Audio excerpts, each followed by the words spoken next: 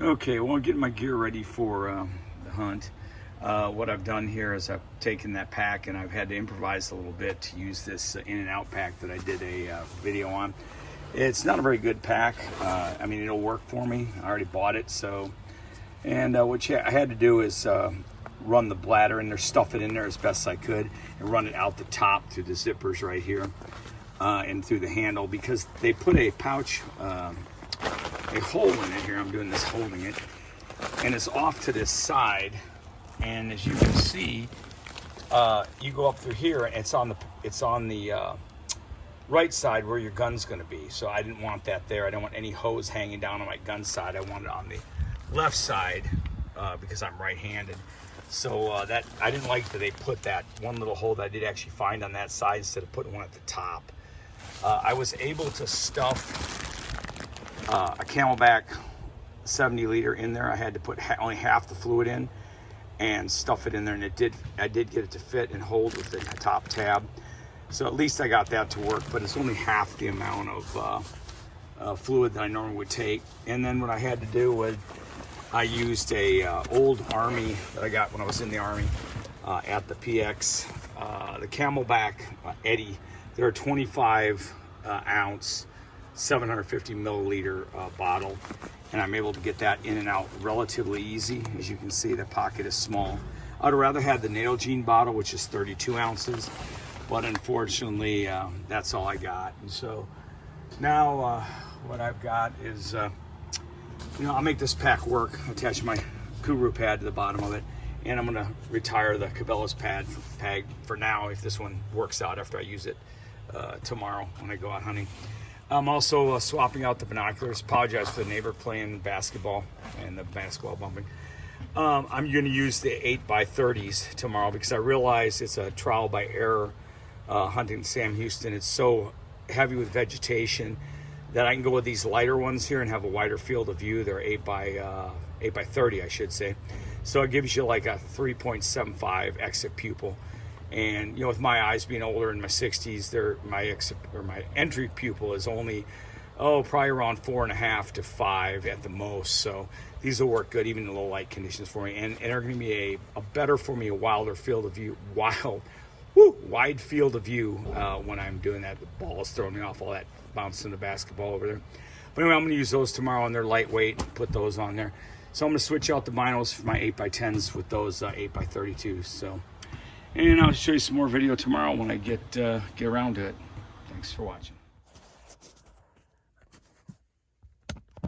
All right. Well, I'm not anywhere near the level of coolness of these other guys out here. We got 2 trucks out here, and we are getting ready to go into a new area we found here. There are 2 trucks parked at the trailhead, and I'm sure they came in early this morning, way before me. So we're going to go in and at least try to do some still hunting and see what we can find. So I'm going to load up, get my gear on, and just see what we can find. So bear with me.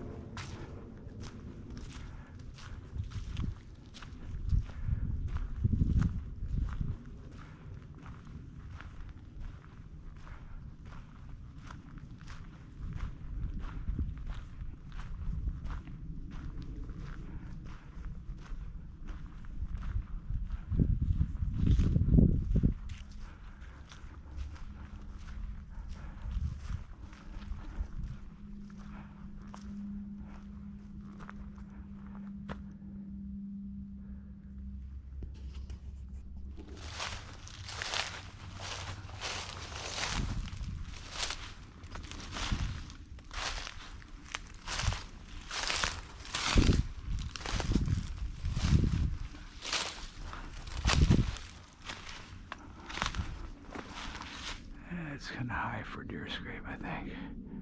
Way too high. Yeah. Okay. Don't see any sign on the ground. Huh.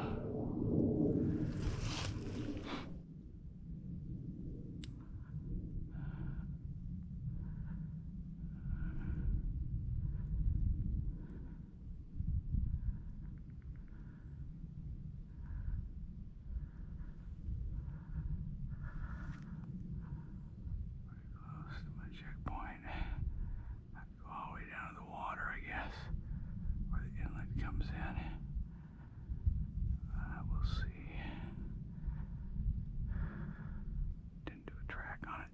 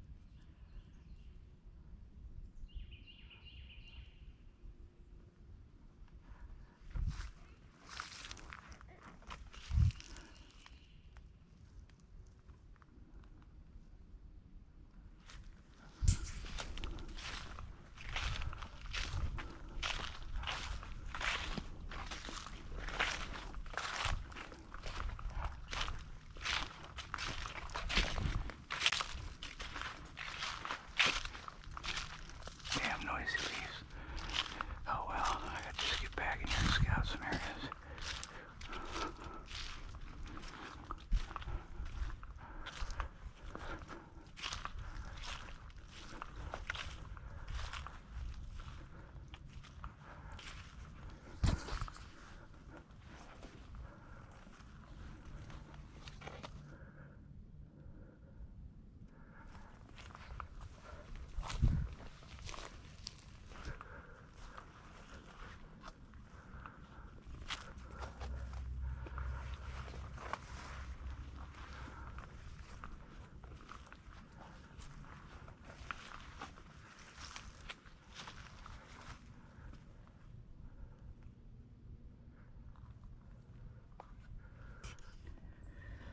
Okay, we are here almost to where the lake comes in. We're right there on this old logging road, which is like thinning out real well, and I've seen a lot of deer sign back up here. We have traveled, I'll bet you at least 4 miles. I forgot to do a track on it, but we're parked here at the blue dot, and we went all the way down here. I marked a couple spots where I might come back and put stands. We are all the way down here, almost. This is the lake right here where all that is, Lake Conroe. So we're almost all the way to the end. And now I'm gonna head back to the truck and try another area, but I guess it's basically turned into a scouting trip for me. But it's gonna, we'll see how many miles it is when we get back. I'm gonna go ahead and start a track and see what we get. All right, we are back at the truck, almost. Guess I can get the thing out here. Let's Texas boys shot the sign up there. Guess they're doing a target practice there. All right, so what does it say? They shot it up. Nice. Okay, so it says I went one way coming back 2.5 miles. So I did 5 miles. 5 miles, 2.5 out, 2.5 in. Not bad for an old man in his 60s. All right, stop the track. And let's get this stuff unpacked. Truck, and it's lunchtime. Figure I'd go over a couple things here. Somebody asked me about my rifle, and I figured I'd just go over it real quick. What I have is the Remington SPS, Remington 700 SPS, special purpose synthetic stock. It's kind of like a Hogue rubberized grip on it, on the ends here. I don't know if you can see it or not. I put a military sling on it, adjustable sling on it. Makes it kind of nice. Harris bipod on it. This is a Mark IV. It's an older military version with mil dots in it. Also has the lighted reticle that lights up. I hope you can see this. I'm doing it with my hat. Lighted reticle, which you can see at night. I've got my bubble up here, which I can see when I look straight past. I've got G&G rings on it, and a real good aluminum throw lever. To go from 3.5 power to 10 power. I think it's a Warren or a Wayne. I can't see there. I have my glasses on. You guys probably see it better than I do.